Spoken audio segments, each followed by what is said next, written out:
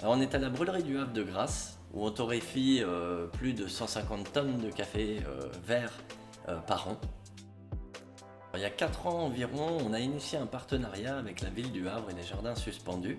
La brûlerie a permis de fournir justement des graines de caféier que les jardins ont plantées sous serre.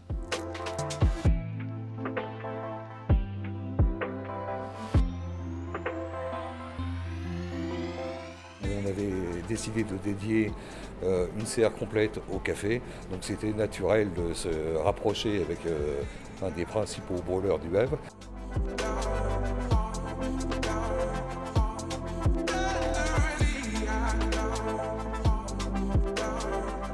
On a commencé par semer les grains de café. Le semis dure 1 mois et après on a les pieds de caféier qui poussent.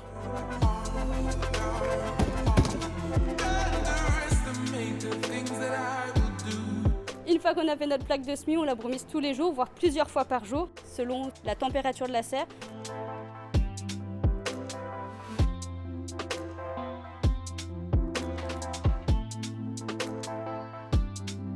On les fait pousser ici et une fois qu'ils ont un bon niveau pour être en pleine terre et qu'ils peuvent se développer vraiment tout seuls, on les replante et c'est parti.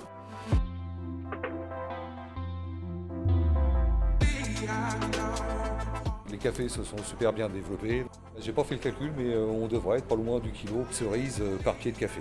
À l'état naturel, en général, ils récoltent jusqu'à 2,5 kg en moyenne de café par caféier. Voyant la quantité importante de cerises présentes sur les caféiers au jardin, on a décidé d'aller jusqu'au bout du process et donc d'effectuer la récolte, d'effectuer le séchage, c'est-à-dire le traitement du café. Alors là, je vais récolter des baies de café, les plus rouges possibles.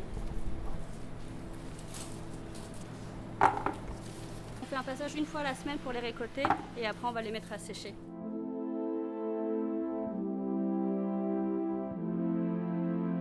On les fait sécher dans une serre qui est de l'autre côté, à une température très élevée et à un endroit très sec pour qu'elles puissent bien sécher.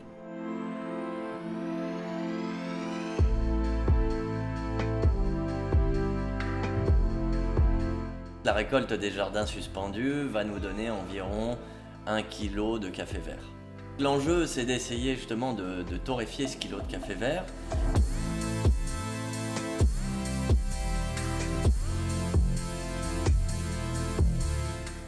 Et donc, espérons-le, on pourra se retrouver bientôt autour d'une tasse pour goûter ce fantastique café pure origine du Havre.